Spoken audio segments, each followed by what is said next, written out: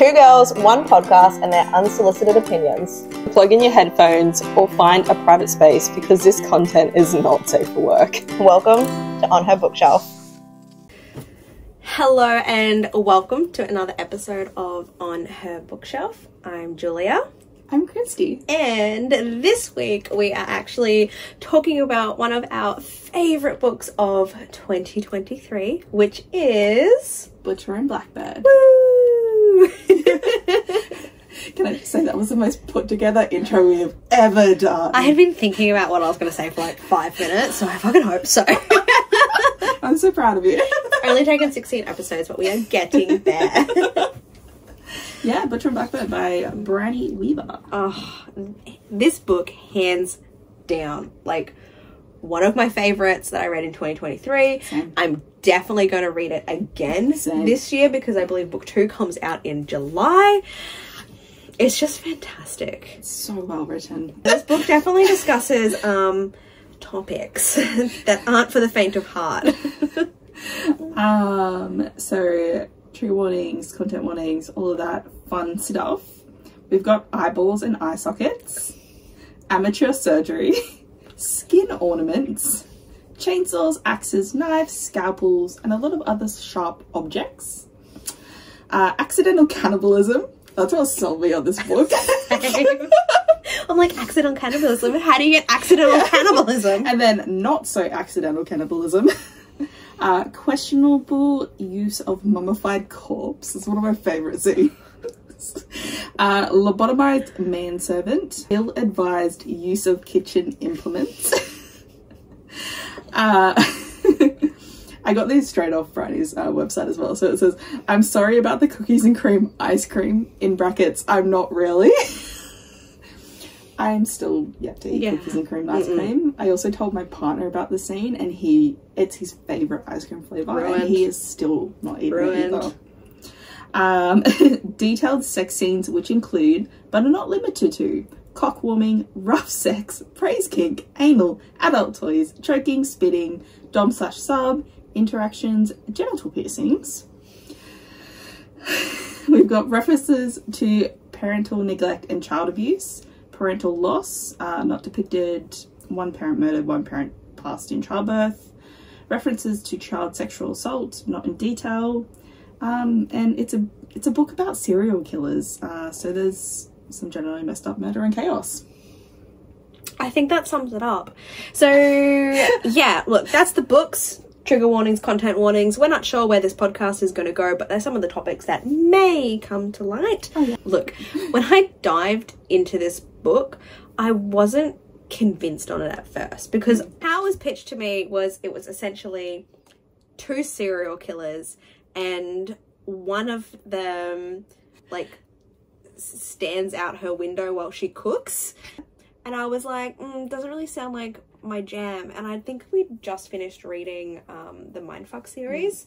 And like I was on such a high from those books that I was like, I need something to match that or go better. Otherwise, I'm just not going to be interested. And I think you read it and was obsessed with it. Yeah. And then I was like, okay, I'll give it a try. And then, yeah, I read through those trigger warnings and content warnings. Holy fuck. Yeah. As soon as I read accidental cannibalism, I'm like, I need more information. Yeah, like, tell me more. I need to know how this comes up. So, brief summary of Butcher and Blackbird. It's essentially 2 serial killers who meet up each year for hunting contests. And they fall in love along the way. That is the quickest TLDR that you need to know about Butcher and Blackbird. What do they hunt? I wonder, Christy, they're serial killers. So they hunt other serial killers. It's so good. That was what got me as well. I was like, oh, okay. Yeah. Brynne Weaver, fantastic plot. This book, like 5 out of 5 stars. And even the spice, when we got to the spice, because this is a slow burn. This book series is actually set over a number of years. So the slow burn, it was a lot. It was the tension. Oh, that sexual tension though. There was just so many moments where I'm like, just kiss her. So the book is multiple point of views. The book actually starts from Sloane's perspective, and she's in a cage. Yeah. She has been in this basement with this rotting corpse for like 3 days, thinking this is it. There's like maggots coming out of the corpse, and she's considering like, is this it? Is this what I'm gonna have to survive on? And she starts thinking they're also pasta, and there's now another thing I cannot look at the same ever again.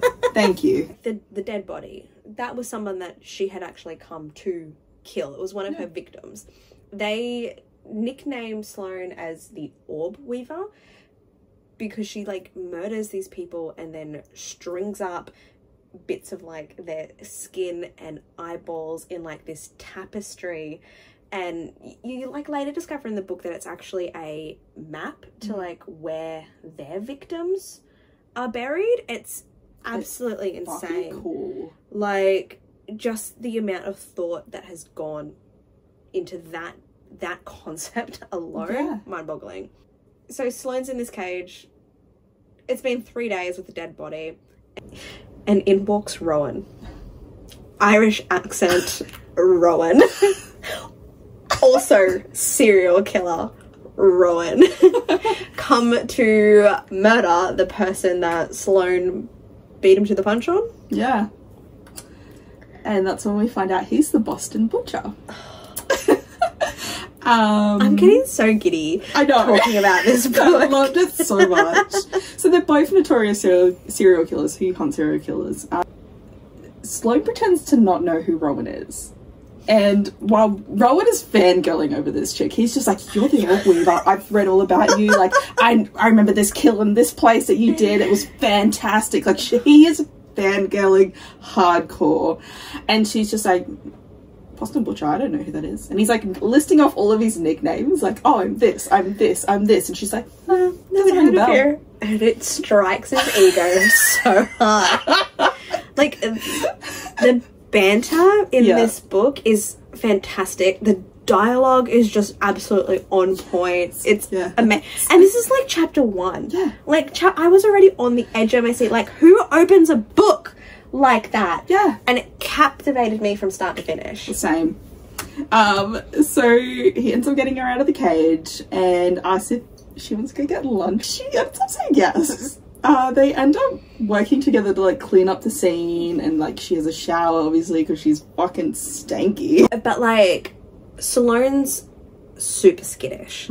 Like she's doesn't want to be there. She's just anxious and nervous, and she's very flighty. That's a way that could be described, like her character. And Rowan's like, I have this like fascinating girl here, and she is like drop dead gorgeous. I'm so attracted to her. And he ends up striking a deal with Sloane as a way to keep her in his life. So he's invested from day one. So the deal is that every single year we will meet up and have a competition. The competition is that they are going to hunt down other murderers. And basically first one to hunt down the murderer and kill them wins that year. They gotta like figure it out who it is. Yeah, and at the same time, like, he can't know who it is and she can't know who it is. So what it ends up being is Rowan's brother, which I need to know more about, and is thankfully book two's like main male character. And Lachlan sends them to West Virginia, and that's all that they know. They just know they're going to West Virginia because there is a murderer who has been operating in this area. Lachlan was able to, I think, figure out who it was, or it's just like, people are dying here, you guys go put 2 and 2 together and like solve this case. He knows who it is because he has that leather business on the side, but he's also known as the devil in like the crime sort of syndicate. Okay, that's right. That's right. We don't really know what, but it's like foreshadowing. But we will in July when book 2 comes out. Rowan is one of 3 siblings, and I think only one of them is actually legit. Where his youngest brother is a doctor, Fionn. Yes, but Rowan is also a chef. Chef by daylight, murderer by nighttime. I'm about it. And Lachlan, who has his leather business, but then also works for like the mafia or something. Yeah. And we also, so the restaurant that Rowan owns is called Three in Coach because the three brothers. That's right. They travelled from Ireland to America for like a new start. And yeah, they got 3 tickets in coach, and that's what he named his restaurant after. And I thought that's so fucking sweet. So I really like the family ties on Rowan's side because Sloane didn't have anything like that. She's got a bit of a sadder backstory, and through it all made a best friend named Lark. Yeah. So book 2 is actually named Leather and Lark. So I think we know where that is going to go. I'm so invested in this. But yeah, like we said earlier as well, like these books span out over years. So they've made this deal, and then it skips a year to when like that it's time for like their first competition. And you know, they're meeting up again, and there's obviously like a little bit of like tension between each other because they've barely spoken to one another in the past year. Yeah. But they're both there, you know, they both show up, and they have like 2 separate rooms at a hotel. Yeah. And they're both right next to each other. I feel like Sloane is someone who would rather work alone. Yeah. So she keeps like putting up walls between Rowan, and Rowan's like wants to share and wants to know what she's discovered, and also just wants to like be in her space because he's obsessed with her. Yeah. They meet up in West Virginia to find this killer. They're staying in this dingy hotel. There's only a wall between them. And yeah. And this is where Sloane conveniently goes out on a date for 3 hours, and Rowan loses his shit. Like, remember how he paces the room? That's right. And like tries to find out more about this guy she's going on a date with? That's right, because like there's nobody else in this like weird off the highway motel that they're staying at except for like the desk guy who also owns the hotel and does like all the work. But that's the person that she went on a date with. Yeah. And so he hears when she gets back, and then she also hears when she starts using a toy and vibrations moans out his name. But that's also when Rowan notices that there is a guy in the wall jerking off. Like, he can hear it. And he ends up like smashing into the wall to get through to this guy, and he goes running. And this is where it clicks that the guy that was watching her through the walls, like through like a, you know, creepy painting, is the guy who owns the hotel. He's the killer. And Sloane, obviously, she hears the commotion, is like, oh, Rowan, what the fuck are you doing? And he's like, there's some guy watching you. And she's like, I know. Like, she was baiting him. And Rowan ruined it. It's fucking brilliant. But yeah, so as it turns out, that guy ends up being their first target. And I think Rowan ends up killing him. There's like a lot to, they end up like racing each other. Yeah, there's like a chase scene, like and for like, you know, tripping each other and fucking, it's just brilliant. Rowan tackles Sloane. That's what I remember losing my shit when he does that. She's like, yeah, I can't believe you tackled me. But like, one of the moments where I really started to fall in love with this book, and maybe not necessarily the book, but this author, was just some of the little extra commentary that she added to it. So there is a scene like with, look, before she goes on the date, there's like a scene where Rowan's like, ooh, you know, what are you reading? Sloane just like looks him dead in the eyes and just like, monster porn. Yep. The banter between them, it's not like one joke ends. It continues. The witty banter just like keeps on going, because Sloane delivers this line to Rowan, just like, might plan myself a solo hiking trip. I think when they realize that the murderer is someone who's been killing hikers, and she says to Rowan, no boys allowed unless they have scales and a breeding kick. And look, considering 2023 was the year where I also started picking up monster romance books, I was like, this is so on trend right now. Thank you. Thank you for outing us, Brynne. But yeah, anyways, Sloane obviously figured out who the murderer was before Rowan. Props to her. But then Rowan gets like super defensive towards Sloane. Yeah, he gets all caveman. So there's like when they're chasing this guy down, I think he ends up like maybe knocking the guy out or something, and Rowan goes all caveman and chokes her, pushes her away, and he whispers to her like in her ear like, mine, you know, like he growls. So she lets him have the kill. He ends up beating the guy to a pulp, and then we get that really cute scene where she cleans him up.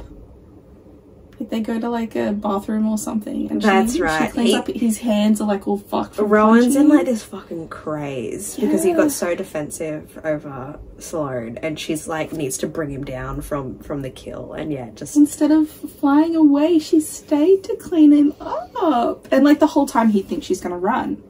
But she stays, and he like he ends up telling her about his story. She's seen that ugly side to him now. She's just like she's not going to want to stick around. Like he saw the decision in her eyes. Yeah, and he tells her like his whole story, and she stays and she listens. I cried.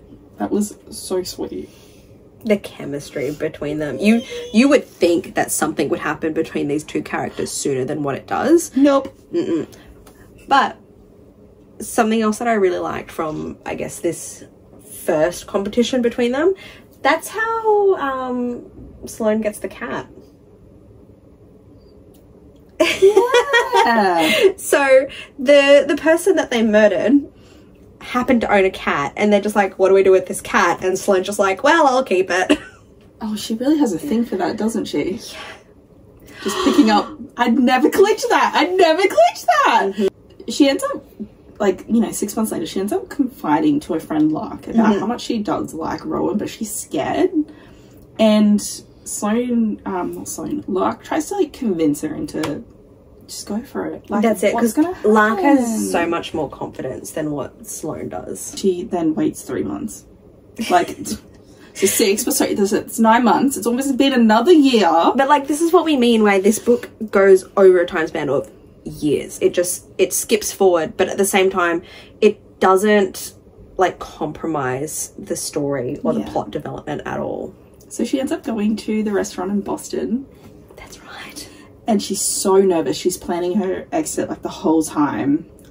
She like, you know, sits in this booth and she draws a picture of a raven, and then she leaves. But as she's leaving, Lachlan comes in, the older brother, and he sees her. And then that's when Rowan comes out, and he can tell that she's uncomfortable and she just wants to leave. And so he just lets her go. Like, he doesn't want to push her. But in, like, Rowan trying to convince her to stay, I think it ends up being, like, he ends up confessing that he's had a seat reserved in his restaurant for her the whole time. So it's been like what, almost 2 years? Yeah. And it's like he has reserved a table and a seat for her just on the off chance that she might show up. And like all the wait staff were meant to tell him like if she ever rocked up, and they clearly didn't. Fucking that scene broke me. So he then flies to her. He pays a kid to drop off a package at her door, and he watches from across the road. See, this was the scene that I was told about in the book, and I was like, oh, okay. That makes sense now. I was so confused when you said that. He brought her the ingredients to make orzo pasta. I lost it. And she calls him, like, is this you? But he's like, no, but like, I can talk you through how to make it. And he watches like through the window and teaches her how to cook. And then they just talk. And then he comes back the next day and does the same thing, and it's a different meal. And the next day, and the next day. I love it. This like level of courting like from a distance was so fucking sweet. And then the next day she goes outside expecting, but there's nothing there. And you can tell how disappointed she is, like the inner monologue. And they agree to see each other in a few weeks for the next competition. Okay, well, now let's get to accidental cannibalism. So they end up... Look, it's year 2 of their competition now. They have a new target that they're going for, and Sloane ends up getting an invite to dinner. Like, this guy's super exclusive about who he invites to dinner, and Sloane's done like her best to just impress him and get herself a dinner invite to his place. And from Rowan's perspective, he has no fucking clue who they're trying to like hunt down, but notices like Sloane trying to impress this dude. So he gate crashes like her meeting and ends up just charming the absolute shit out of this guy and like swindles himself a dinner invite as well. And Sloane's like pissed. Oh, she's so fucking pissed. I loved it. Rowan gets drugged. He tells Sloane she's beautiful and that he has been abstinent because he wants her and she doesn't want him. He then passes out after eating human.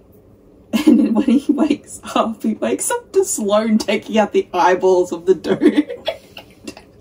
And he pretends he doesn't remember any of the stuff he said while he was... Oh, yeah. He's, like, woken up. He's like, oh, yeah, I don't remember anything. What happened? And then, like, this is where Sloane's just like, you're such an idiot. I can't believe, like, you drunk the wine. Of course it was drugged. And by the way, you were eating human. This guy is, like, a cannibal. How could you not have figured that out about our target? So Rowan ends up, like... While Sloane's doing her orb weaver thing, Rowan ends up running off to the kitchen and vomiting, and then discovers Lobotomy David. I love Lobotomy David, that whole scene. And he's like, oh my god, there's still another person here. And he's like chucking up his guts because he's been like drugged and like he's eaten human. Sorry, what's it called? Long pig? That's what they call it. While Lobotomy David is just gorging himself on all of the food that is not food, and then he's eating cookies and cream ice cream. Oh no. That's right. And Rowan's like, oh, okay, that can't be too bad. And then Sloane's like listing out what the ingredients are, and it's all like normal things at first, and then she gets to human semen milked and like on 10th to the 13th. Yeah. And that's when she also convinces Rowan to take Lobotomy David with him to the restaurant and like give him a job so as he has like a kitchen hand. Because she picks up stray things. But you're right. You know, we've got the cat now. We've got Lobotomy David. Like there's these things that she just can't get rid of because we got to do something with them. Yeah.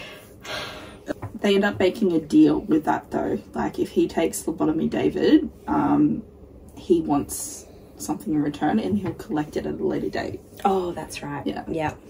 So yeah, leading on from I guess that favor that Rowan wants from Sloane, he sends her an invitation to like a chef or restaurant. It'd be a restaurant award night. And Rowan's like, I'm cashing in my favor. I want you to be like my +1, my date to this like event. And yeah, Sloane gets the courage, I guess. Yeah, she's like dresses herself up, like she's ready to put herself out there because like he's asked to see her, I guess, outside of like their normal competition. And he actually plans a murder for them, like he must hide someone. That's where she kind of like shows her disappointment, I guess, that it's not that it's a competition again. It's not he wants her there, like she's in her head.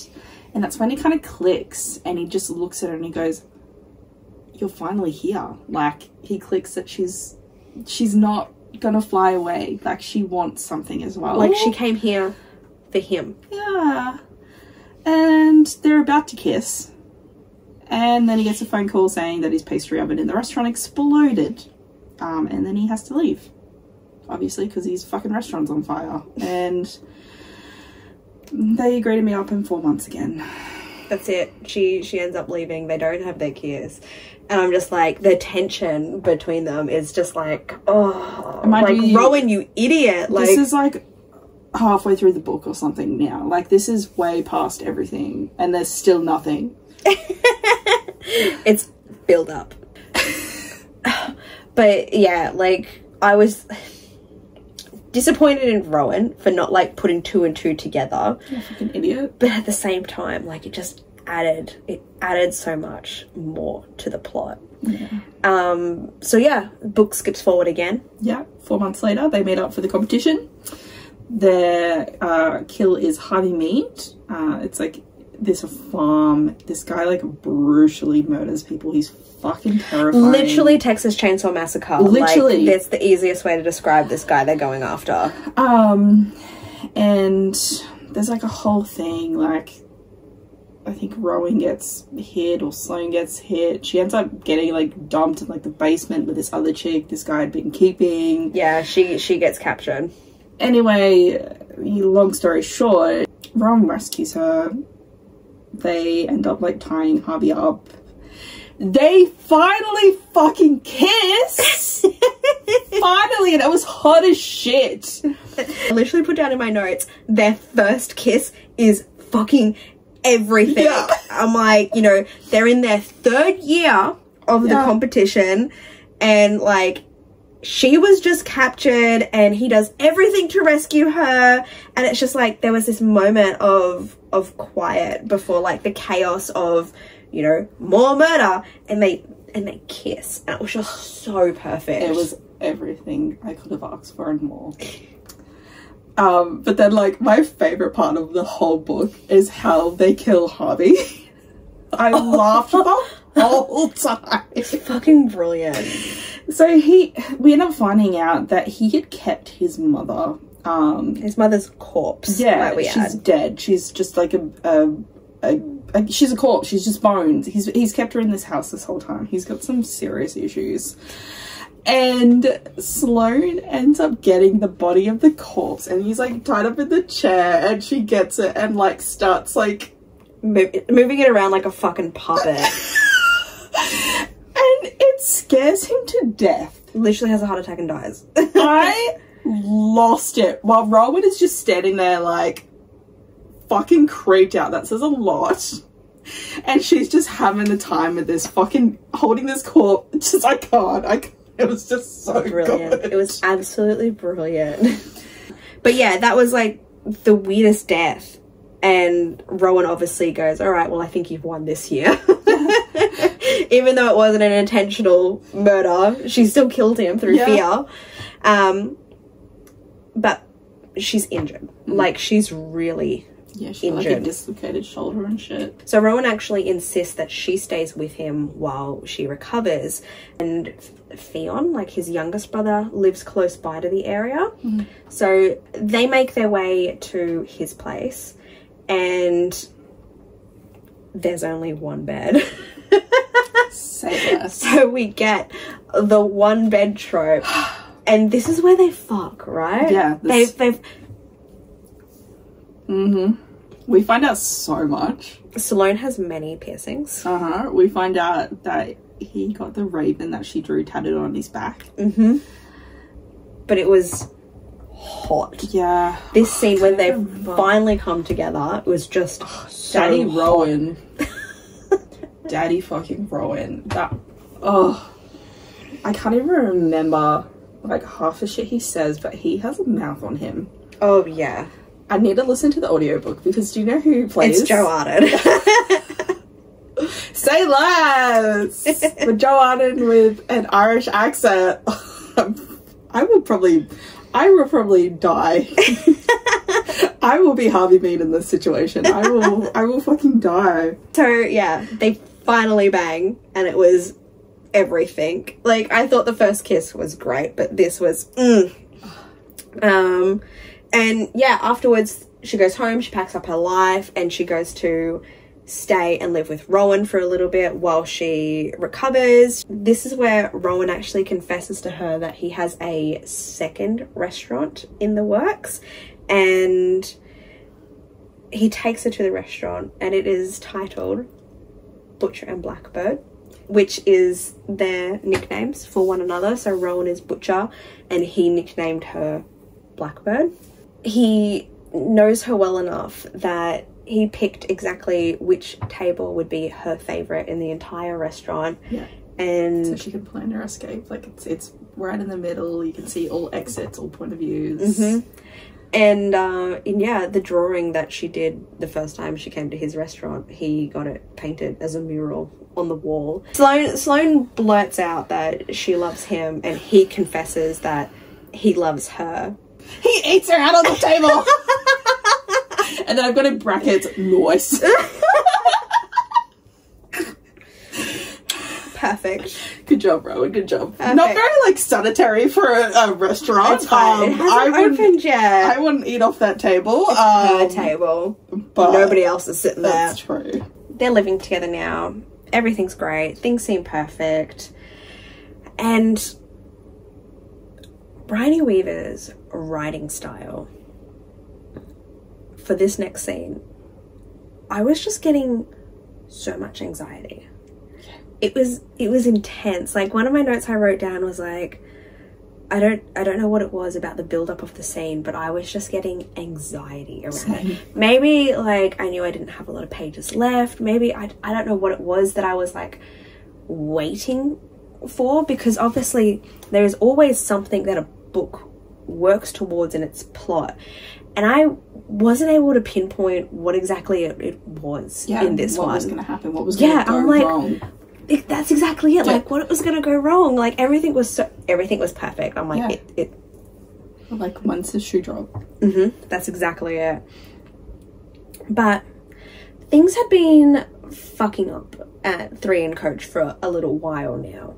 Yes, the restaurant was starting to get, like, a little bit older, and it kind of made sense that certain machines and stuff were breaking, but it was unusual, just the quantity of stuff that Rowan was having to go to the restaurant and fix, like, outside of trade hours. And yeah, Rowan got a call that a fan was broken in the restaurant and he had to go in and fix it. And he's, like, traveling there, and yeah, my anxiety was peaking. I was like, something's not right about this. Something is not right about this. And I just couldn't fucking figure out what it was, but it felt off. It was wrong. Sloane and him had a fight just before as well.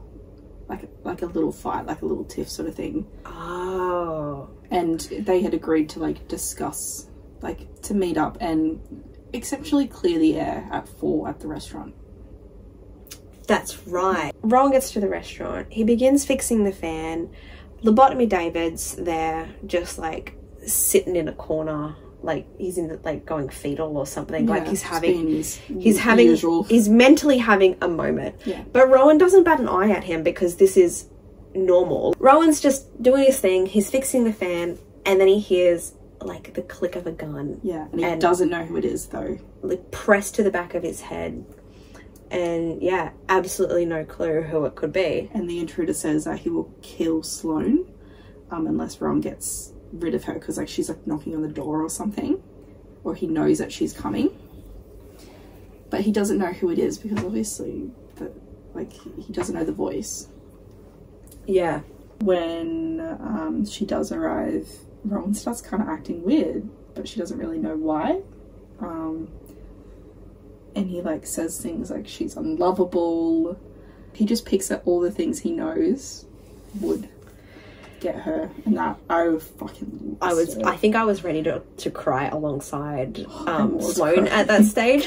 But also I was waiting for Rowan to just say something, to just say something that only Sloane would realize that something was wrong. Like I feel like I was waiting for the word like chainsaw or whatever it was to like pop up. But he does. He tries to leave her clues, and she just doesn't get it. She's just too in her head, thinking that he's right. I am unlovable. How could I? That's it. Like Rowan starts listing off, and when this, and he gives her like a date range. He goes 10 to the 13th. Yeah. And Sloane at the time was super upset, and she couldn't really think past her emotions that Rowan was trying to hint at her that something was wrong, until like afterwards. Yeah, so she leaves. She's upset. She goes home. She calls Lark, and then like she's telling Lark everything that happened, And that's when Sloane starts to put like 2 and 2 together, but like, oh, and Rowan said this, but wait a minute, that was incorrect. But Rowan wouldn't get that wrong. Yeah, that wasn't the right dates or something like that. Yeah, like Rowan wouldn't have gotten that wrong. And that's when she realizes that Rowan was trying to hint that there was someone else in the restaurant with her. Yeah. Like another murderer has now come after them. And that is when we learn that the person that had Rowan to gunpoint was fucking Lobotomy David. Yeah. Lobotomy David isn't Lobotomy David. So she, blew my mind. We're talking like slow burn to romance. Lobotomy David was playing the fucking long game, getting his revenge on these two. She ends up calling Lachlan and like asking for him to look into David's past because they didn't know anything. Like he never spoke.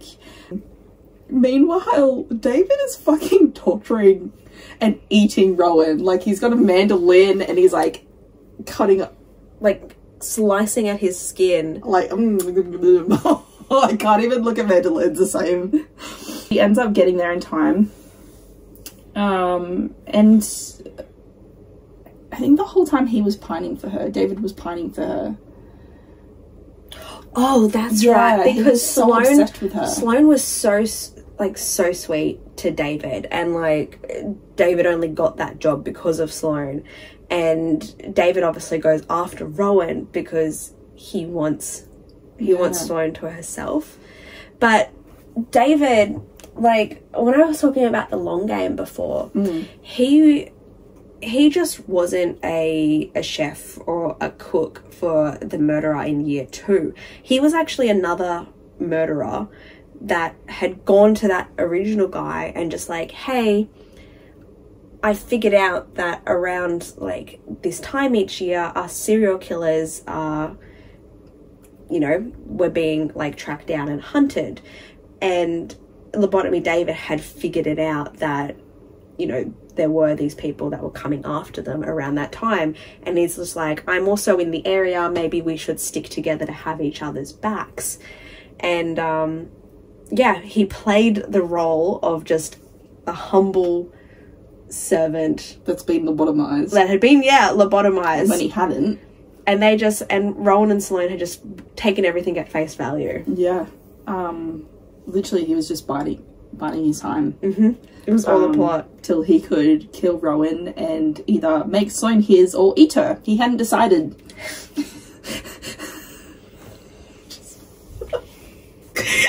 I just can't. Sloane, like, manipulates him. She gets to the restaurant and manipulates him. And, like, the words that she, like, spits out, it's just all compliments towards David. Yeah. And Rowan actually got to a spot where he started to believe everything that Sloane was saying. Like, yes, you know, Sloane was like, yeah, now we can be together after we're done with him. And she manipulated and managed to, like, weasel trust into David and then fucking killed him like the absolute badass bitch that she is. Queen energy. Honestly, I did not see that plot twist coming. No. I feel like I should have picked up on something sooner, but I was so obsessed with the love story that was developing between the two that I was blinded to the other, like, world building and plot that was happening in the background there. Yeah. I was too invested in them to even pick up on anything. Yes. Because now that I look back, there were hints. Yes, that's exactly it. I'm like, it's another reason why I'm excited to, like, do a reread. Yeah. Because I'm like, what else am I going to notice? Like, second time through. But yeah, thankfully, he's dead. Yeah. He had it coming. They make up. And then I think it flashes forward to him getting the tattoo. No, but he got the tattoo. Did he get another tattoo? Another one on his arm.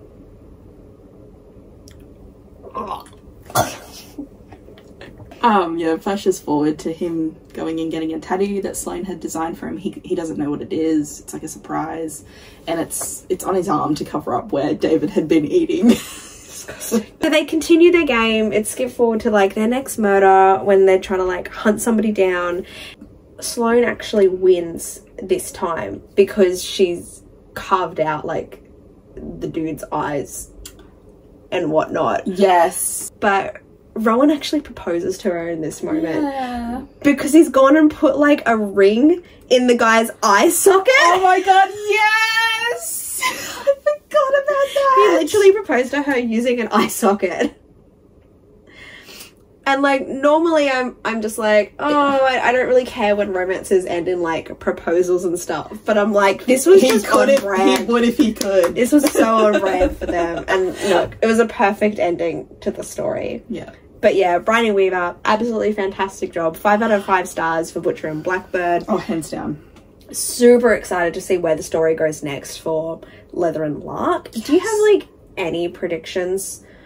Well, we know that someone was watching them. Yeah. So obviously he's seeking revenge. Oh, yeah. So in the epilogue as well, we also kind of find out that somebody is keeping tabs on them, but not just them two, like also Leather and Lark.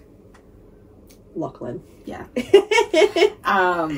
So do you think it's going to be like, it's going to obviously have a lot to do with his criminal side?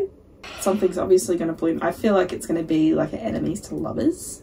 Yeah, because with how, I guess with any interaction between Lark and Lachlan, they did not like each other at all. So I'm so about that. I'm here to see Brynne Weaver does enemies to lovers. I'm excited. I'm really excited. No, it's going to be good. It's going to be good. It's, yeah, definitely one of our most anticipated reads of 2024. So, but look, either way, Butcher and Blackbird is a super fun read. And if you can stomach the content warnings for it, we highly recommend it. And yeah, I guess we will talk to you guys next time. Yeah, see you then. Bye. Bye.